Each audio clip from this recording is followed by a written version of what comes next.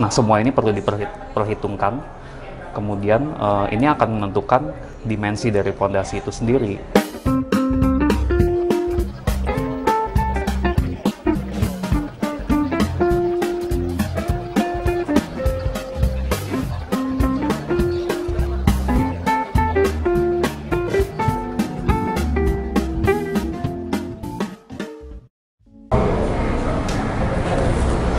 Kita akan masuk ke bagian-bagian bangunan.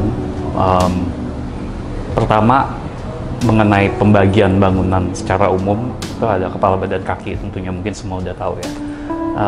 Kita akan masuk ke bagian kaki dulu, pertama ini. Jadi kaki yang dimaksud di sini adalah pondasi. Pondasi pada umumnya ya memang ada pondasi dangkal dan pondasi dalam, dengan tujuan dan penggunaan yang berbeda-beda di masing-masing konteks lokasi dan tipe tanah yang dimana bangunan itu berada.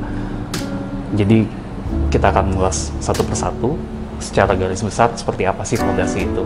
Sebelum kita masuk lebih detail mengenai fondasi atau substructure, mungkin untuk analogi lebih gampangnya kita gambarkan seperti ini ya untuk struktur. Jadi ibaratnya ini tanah dan ini pondasi. Jadi pondasi ini kan untuk menyalurkan beban dari atas ke bawah. Seperti apa sih, ada beban apa saja dari suatu bangunan itu? Pertama, tentunya bangunan sendiri. Itu ada beban vertikal yang perlu diteruskan dan disalurkan ke tanah. Lalu ada beban lateral, baik dari pergerakan tanahnya sendiri ataupun dari bagian pondasi yang tertanam. Perlakuannya akan berbeda juga untuk masing-masing. Nah, mengenai beban lateral ini, selain dari bawah juga ada friksi dari tanah yang dengan pondasi itu sendiri. Nah, semua ini perlu diperhitungkan. Kemudian ini akan menentukan dimensi dari pondasi itu sendiri, metodenya seperti apa. Kemudian ini juga bergantung pada tanah kerasnya seperti apa. Hal-hal tersebut perlu dipertimbangkan lebih lanjut dan dianalisa. Pertama, mengenai fondasi dangkal, kita masuk ke fondasi dangkal. Fondasi dangkal ini seperti apa dan kapan digunakannya? Biasanya untuk bangunan yang skalanya lebih kecil, fondasi dangkal ini dirasa cukup untuk bisa menyalurkan beban. Bangunan kecil seperti apa sih? Biasanya rumah tinggal, kemudian bangunan-bangunan yang memang tidak terlalu tinggi. Ini juga menentukan material apa yang digunakan. Biasa kalau fondasi dangkal ini tidak harus melulu menggunakan beton bertulak. Jadi di daerah-daerah, terutama untuk bangunan rumah tinggal sederhana, biasa bangunan ini hanya menggunakan fondasi berupa batu kali atau batu belah yang disusun, dan itu sudah dirasa cukup. Fondasi dangkal ini juga tidak melulu sepenuhnya tertanam, tapi bisa juga hanya sebagian saja yang tertanam. Jadi rumahnya atau bangunan yang di atasnya itu berupa seperti panggung, hanya sebagian saja yang terkubur. Kemudian fondasi dangkal ini penggunaannya ditentukan oleh apa lagi sih? Ini dari kedalaman tanahnya. Biasanya kalau tanah kerasnya sudah cukup tinggi dan galian tanah itu tidak perlu dilakukan terlalu dalam, fondasi ini dianggap sudah cukup untuk menyalurkan beban tanpa membuat bangunan itu tidak stabil. Kira-kira seperti itu pertimbangannya untuk fondasi dangkal. Lalu berikutnya mengenai fondasi dalam. Kebalikan dari fondasi dangkal, fondasi ini digunakan untuk bangunan yang lebih tinggi dengan skala lebih besar, yang tentunya beban bangunannya akan lebih besar. Seperti apa sih biasanya kondisinya? Selain dari secara skala, fondasi ini digunakan juga untuk tanah keras yang berada jauh di dalam.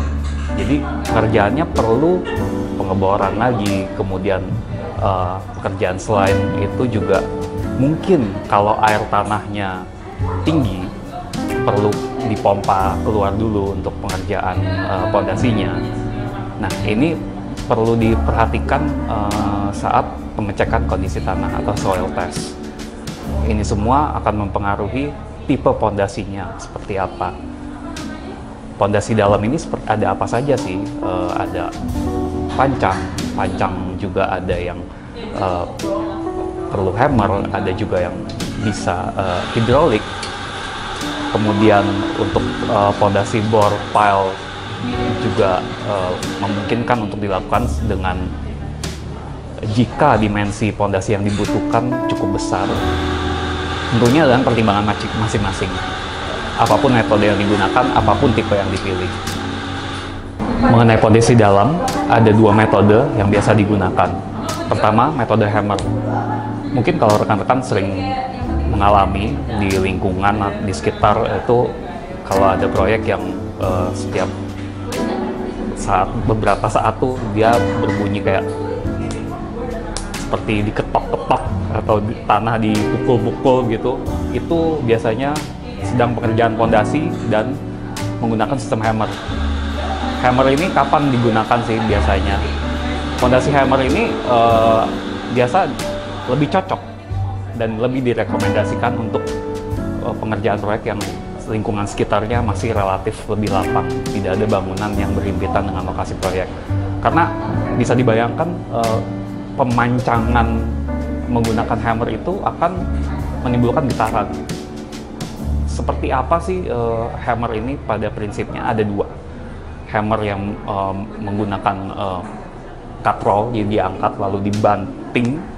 Nah itu getarannya akan cukup besar dan berdampak ke lingkungan. Kemudian ada juga hammer yang menggunakan diesel, jadi seperti diledakkan dan getarannya itu lebih kecil-kecil dan tidak sekeras hammer konvensional yang menggunakan cut roll. Sistem ini akan berdampak yang berbeda ke masing-masing proyek. Kemudian sistem lainnya adalah hidrolik. Seperti apa sih hidrolik ini? Hidrolik ini lebih ramah terhadap tetangga atau lingkungan sekitar yang lebih padat biasanya. Jadi tidak ada dentuman-dentuman atau bantingan yang dihasilkan atau getaran yang dihasilkan dari sistem hammer. Jadi prinsipnya hidrolik ini adalah pancang yang ditekan tanpa menimbulkan getaran. Memang akan ada konsekuensi secara biaya dari sistem ini. Tapi ini aku dirasa cukup visible dan masuk akal untuk lingkungan yang lebih padat. Secara pemancangan, itulah tipe-tipenya. Metode berikutnya untuk pondasi dalam adalah bore pile, atau yang biasa kita sebutnya pondasi sumuran. Jadi untuk bore pile ini tentunya berbeda metodenya dengan hammer atau pancang. Jadi biasanya tanah ini akan dibor, kemudian akan dipasang tulangan untuk pondasinya, dan pondasi akan dicor langsung di side. Kondisi ini akan perlu diperhatikan. Yang perlu diperhatikan untuk metode ini adalah kondisi tanahnya, kemudian permukaan air tanahnya seperti apa.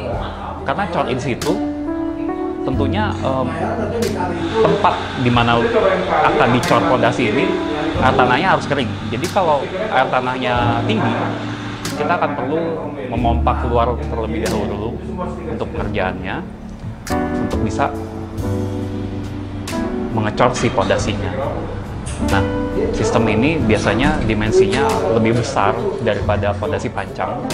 Jadi secara kekuatan dia bisa lebih besar, bisa menahan beban lebih besar.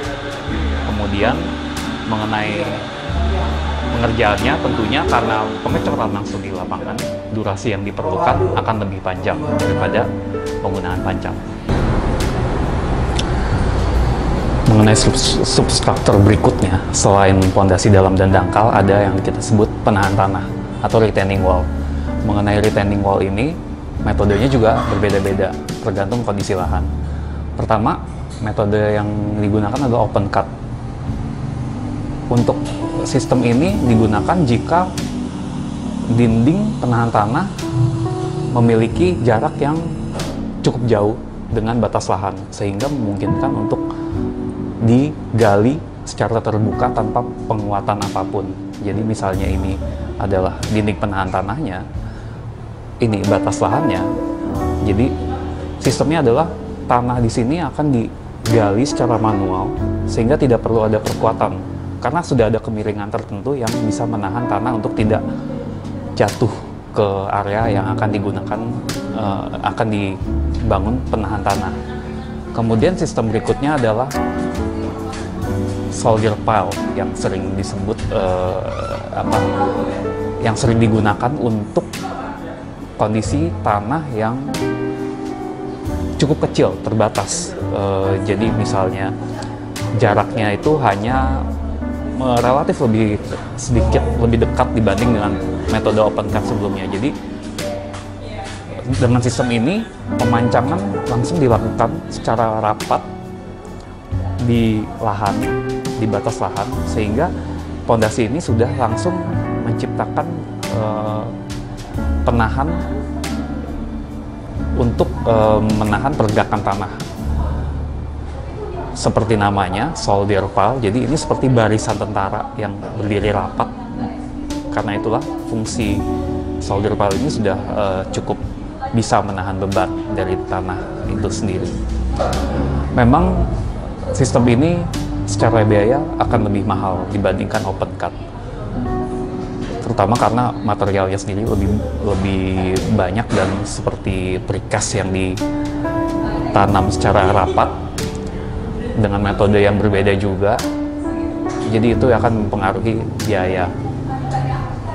Kemudian mengenai retaining wall ini yang perlu diperhatikan juga adalah waterproofingnya, bagaimana menahan supaya air tanah itu tidak bergerak masuk ke dalam area basement atau dalam bangunan yang berada di bawah tanah.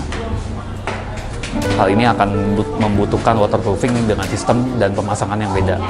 Nah, ini akan kita bahas secara lebih detail di bagian berikutnya. Demikian mengenai pondasi, tapi sebetulnya kalau kita bicara pondasi atau substructure, metode ataupun material itu tentunya terus berkembang.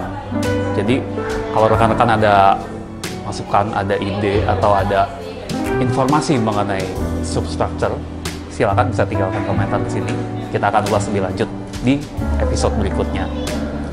Selain itu, kita akan masuk ke bagian bangunan lainnya di sesi-sesi berikutnya.